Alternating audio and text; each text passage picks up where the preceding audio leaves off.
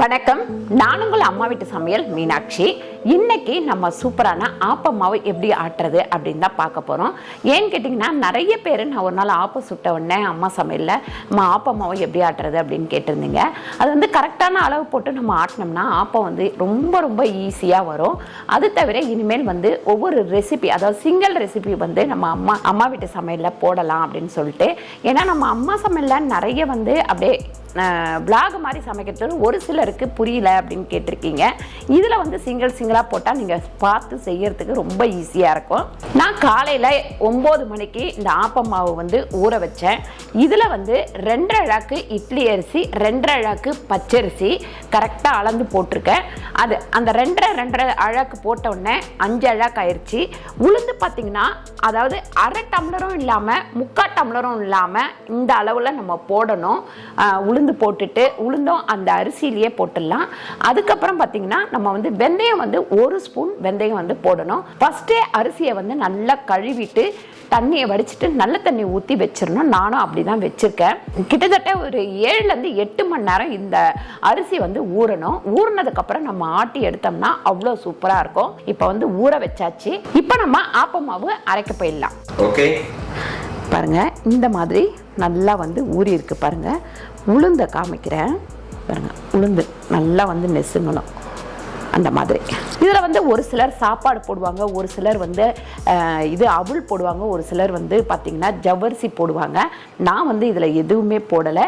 இப்படியே நல்லா ஆட்டிட்டு கரெக்டாக கரைச்சி வச்சுட்டு நம்ம ஊற்றினோம்னா அவ்வளோ சூப்பராக வரும். இன்றைக்கி நம்ம இந்த ப்ரீமியர் ஸ்மார்ட் வெட் கிரைண்டரில் தான் நம்ம வந்து மாவு அரைக்க போகிறோம். இதில் வந்து என்னென்ன இருக்குது அப்படின்னு சொல்லிட்டு பார்க்கலாம். இதில் பார்த்தீங்கன்னா எப்பவும் போல் நமக்கு வந்து வாரண்டி கார்டு இருக்குது, மூடி, நம்ம அரிசியெல்லாம் வந்து அளக்கிறதுக்கு டம்ளர், அதுக்கப்புறம் பார்த்தீங்கன்னா இந்த டைட் பண்ணுறதுக்கு நெட்டு. இது வந்து நம்ம சப்பாத்தி மாவு பிணையிறது. கூடவே பார்த்தீங்கன்னா நம்ம தேங்காய் திருவுறதும் இதில் இருக்குது. அதுக்கு பாருங்கள், மூடியும் கொடுத்துருக்காங்க. இது வந்து 2 கல் உள்ளது. இந்த கல் பார்த்திங்கன்னா நல்ல சொரசொரப்பு தன்மை இருக்குது. எப்பவுமே உள்ளே இருக்கிற கல்லும் வந்து நமக்கு அந்த சொரசொரப்பு தன்மை இருக்கணும். இந்த கிரைண்டர் வந்து 200 வாட்ஸ் உள்ளது. கொஞ்சம் ஸ்பீடாக வந்து நமக்கு வேலையை முடிச்சு கொடுத்துரும். இப்போ ஃபஸ்ட்டு இது எல்லாத்தையும் கழுவி எடுத்துடலாம். இப்போ இந்த பாத்திரத்தையும் நான் கழுவிட்டேன், இந்த கிரைண்டரையும் கழுவிட்டேன், கல்லும் கழுவிட்டேன். ஆனால் இன்னொரு விஷயம் என்னன்னு கேட்டிங்கன்னா, இப்போ நம்ம வந்து கொஞ்சமாக அரிசி போட்டு ஆட்டிட்டு மறுபடியும் கழுவினேன். ஏன்னா புது கல்லில் ஆட்டும் போது அந்த மாதிரி தான் பண்ணணும் நம்ம. பாருங்கள், இதில் இவ்வளோ 1/4 டம்ளர் மட்டும் அரிசி எடுத்திருக்கேன். இதில் போட்டுட்டு இதை அரைச்சிட்டு கீழே கொட்டிடணும். ஏன்னு கேட்டிங்கன்னா புது கல்லில் மண்ணாக வரும். அதனால்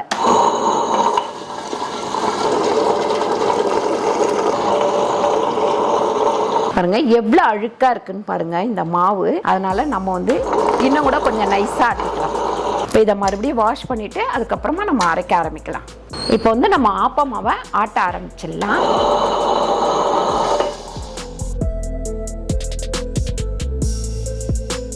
இந்த சைடில் வந்து பார்த்திங்கன்னா பட்டன் வந்து கொஞ்சம் டிஃப்ரெண்ட்டாக இருக்குது.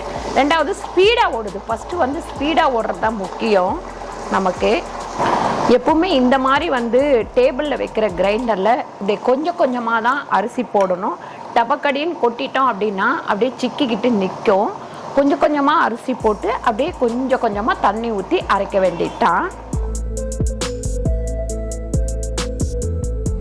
நம்ம எப்பவுமே கை வச்சு தள்ளணும்னு இல்லை, நல்லா இப்படி கூட தள்ளி விட்டுக்கலாம். பாருங்க, நம்ம அரிசி அளக்கிறதுக்கு தண்ணி ஊற்றுறதுக்கு இது சௌகரியமாக இருக்குது. இப்போ இந்த மூடி வச்சுருவோம். இப்படி மூடி வச்சிட்டோம்னா அது பாட்டுன்னு அரைப்பட்டுருக்கும். வெளியிலலாம் வந்து செதறாமல் இருக்கும். இது எவ்வளோ நேரத்தில் அரைப்படுது அப்படின்னு உங்களுக்கு நான் காமிக்கிறேன். பாருங்கள், மாவு வந்து நல்லா மசிஞ்சிடுச்சு. எப்பவுமே இதுக்கு வந்து பார்த்திங்கன்னா நைஸாக இருக்கணும். நல்லா நைஸாக ஆயிடுச்சு. இங்கே பாருங்கள், ஆப்பத்துக்கு நைஸாக இருக்கணும். இப்போ நார்மல் அரிசி நீங்கள் ஆட்டுறீங்க அப்படின்னா 15 நிமிஷம் போதும். ஆப்பத்துக்கு ஆட்டினா 20லேருந்து 25 நிமிஷம் ஆட்டணும். அப்போ தான் நல்லாயிருக்கும். இப்போ வந்து நான் ஆஃப் பண்ணிவிட்டு இதை கழட்டிடுவோம். இப்போ வந்து நமக்கு 20 நிமிஷத்துலேயே நம்ம வந்து ஆட்டி எடுத்தாச்சு. இந்த கிரைண்டரில் என்ன ஒரு சௌகரியம்னு பார்த்தீங்கன்னா, கம்மியான மாவு கூட போட்டு ஆட்டிக்கலாம். நான் வந்து இப்போ ஒரு 1.25 கிலோ மாவு வந்து ஆட்டினேன். 1.25 கிலோ அரிசி போட்டிருந்தேன். அதை வந்து ஆட்டி எடுத்தாச்சு. பாருங்க, இது தூக்கிறது தான் ஒரு பெரிய வேலைன்னு நினைப்போம் எப்பவுமே. இது ஈஸியாக தூக்கி இப்படி ஊற்றிக்கலாம். பாருங்க, ஆப்ப மாவை ஆட்டி மூடி வச்சாச்சு. இப்போ நம்ம ப்ரீமியர் ஸ்மார்ட் கிரைண்டரில் நம்ம தேங்காய் கூட திருவிக்கலாம். இதை பாருங்க, மேலே மூடியும் வருது.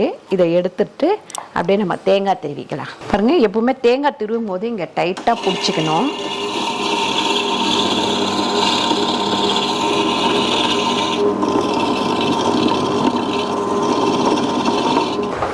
பாருங்க, நல்ல சிறு பூவாக வந்திருக்கு. நம்மளுக்கு பூவாக வந்திருக்கு தேங்காய்.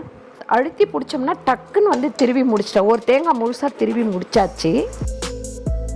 இப்போ நம்ம தேங்காய் திருவி மாவாட்டியாச்சு, தேங்காவும் திருவியாச்சு. இப்போ வந்து சப்பாத்தி மாவு பிணைஞ்சிக்கலாம். இதை இதில் ஃபிக்ஸ் பண்ணிப்போம். ஃபஸ்ட்டு கோதுமை மாவு பார்த்தீங்கன்னா இதில் 3 கப்பு எடுத்து வச்சுருக்கேன். கோதுமை மாவுக்கு ஏற்ற அளவுக்கு உப்பு சேர்த்துக்கலாம். அதுக்கப்புறம் இப்போ வந்து ஒரு மிக்ஸ் பண்ணிவிடுவோம். இப்போ தண்ணி ஊற்றிக்கலாம். தண்ணி வந்து ஃபுல்லாக ஊற்றிடாதீங்க, கொஞ்சம் கொஞ்சமாக ஊற்றுங்க. நான் இதில் 2 கப் அளவு தண்ணி ஊற்றிருக்கேன். நிறைய பேத்துக்கு கோதுமை மாவு பிணையதுனாலே கை வலிக்கும் அப்படிம்பீங்க. இப்போ ஒரு 1.5 ஸ்பூன் அளவுக்கு எண்ணெய் போட்டுக்கலாம். எண்ணெய் போட்டுட்டு இப்போ நம்ம மாவை எடுத்துடலாம். பாருங்கள், ரொம்ப ஈஸியாக மாவு பிணைஞ்சாச்சு. இது பாருங்கள், சாஃப்டாக இருக்குது. பாருங்கள், நல்ல சாஃப்டாக இருக்குது.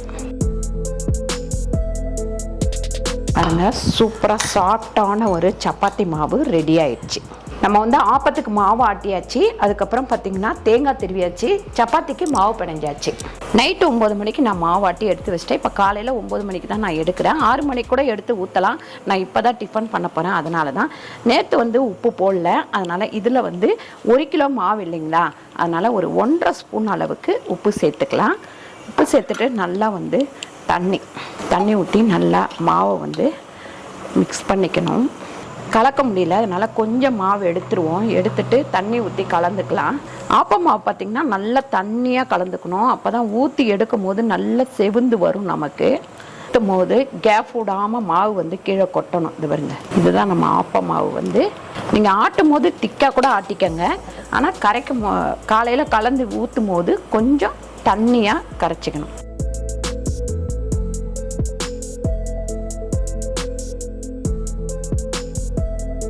ஆப்பம் வந்து பார்த்திங்கன்னா நல்லா வெந்துருச்சு. பாருங்கள், சூப்பராக வெந்தாச்சு.